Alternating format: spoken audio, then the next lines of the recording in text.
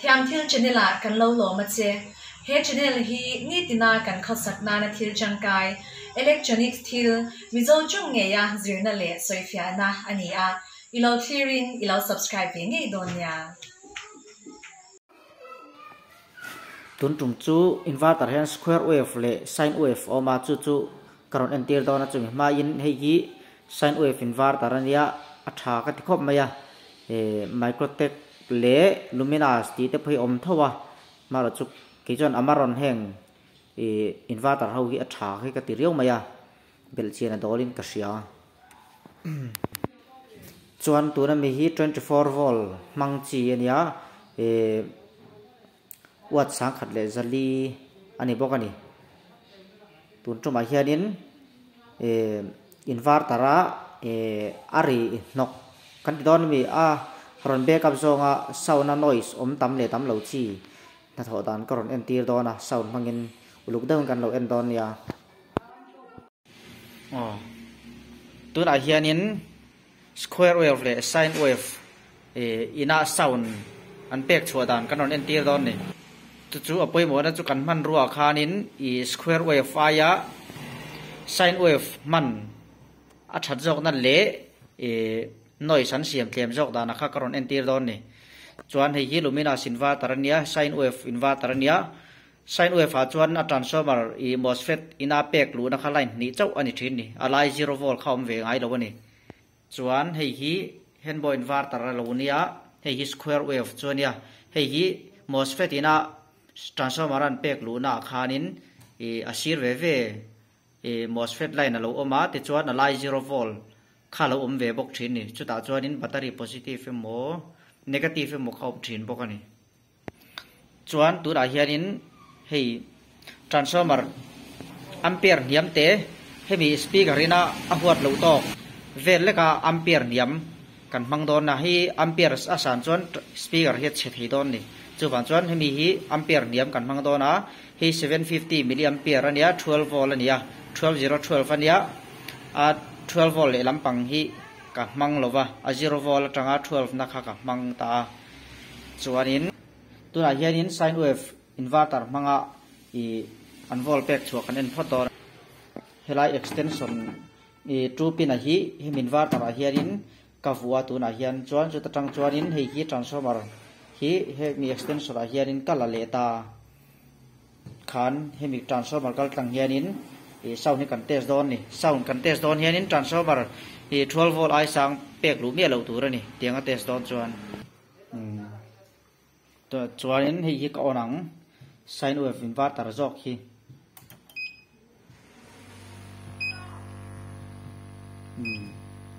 ti khwana phu der maya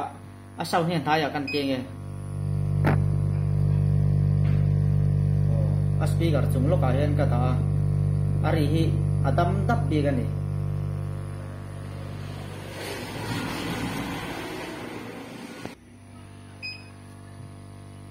ti vera nai hen ka ke ngari dan chu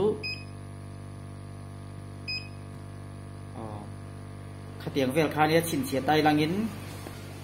square wave inverter rang chi a ka test ve le thuang he ta chu pin hi ka lang a chuan he dilai henbo inverter output jok han ka fit ve le ta ni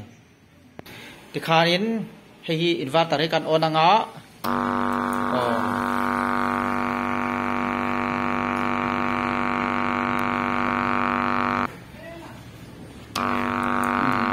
square wave ajon ti hen ani ta ni aring khatiang thil cher kha kan sound system a khanin aron ring veu thin ani chuanin outline siamin kan man ruwa a in emo battery positive emo negative emo khamin ena thun chom khan a hi pral tir thei veu thin ani inverter kan ti ho hi ri IC na ri phone na ron siam le battery volt in hal tak kha transistor le transformer an zu in nok che khan magnetic field an ron siam thina chu wanga ron eng chuak thei thin kha ani mai ani rekiu chik veng ang che ron siam chuak ang chi howe roi chuan transformer hi direct in an tinung ve thei lawa SMP sang type pa a pek lu nuwa chau transformer lampang hawan ti nung thei bi ka ni computer UPS sata na po hian sine wave inverter lampang ang chi khati anga pe chuak thei ho khatlan thram thram a poi mo ni chu chu thatna chu music kan han siam mo film kan han edit mo kan han khoi sim sim kharin khamiri nokron kala kha ana sat chuanin kan thil siam kha ak duangin ati clear lo thei ve thina chuwang chuanin power sine wave pe chuak thei chi ho hi apoi mo le zual ni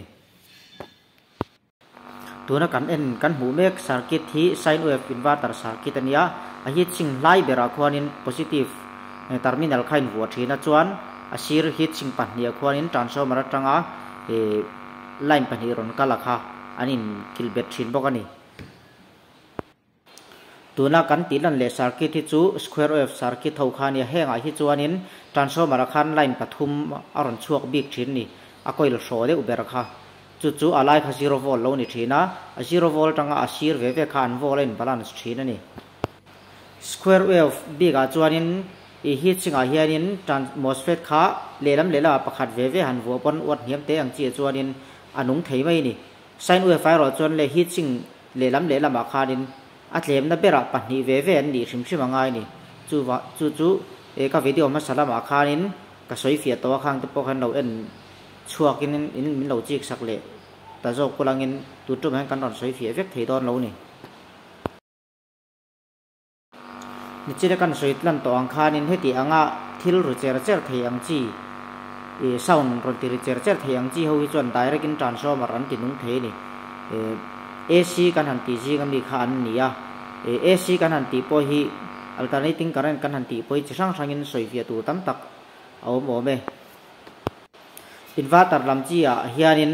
refon manga IC le MOSFET transformer hawin an han tho chi khanin khami refon a kha AC la ni lo ma sela transformer a an zuin hal to magnetic field an ron siam to an ron pek chua le hi chu alternating current AC kan tiang chi hi alo ni thei to thina ni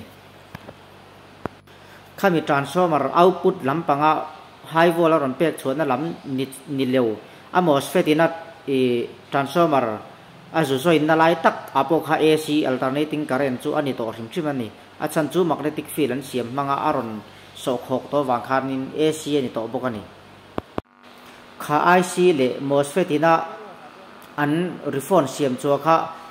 magnetic field siam thei lo chi kan ti to ne mi coil lampang chi mo a so in lo hrim hrim chuan in AC ala ni chuang lova amaro chu coil ne na in so in to hrim hrim chuan alternating current ani to ni soi treu zel cha kom veu na in du tok le don tamai la khatia sound kan han test dot khachuanin transformer le speaker in kara khan diode manga positive negative siam mi lo tur ni positive negative anga kal chuanin sound kha ari thei don lawa in hi bet ngor anga akang mai don ani du tok khot mayang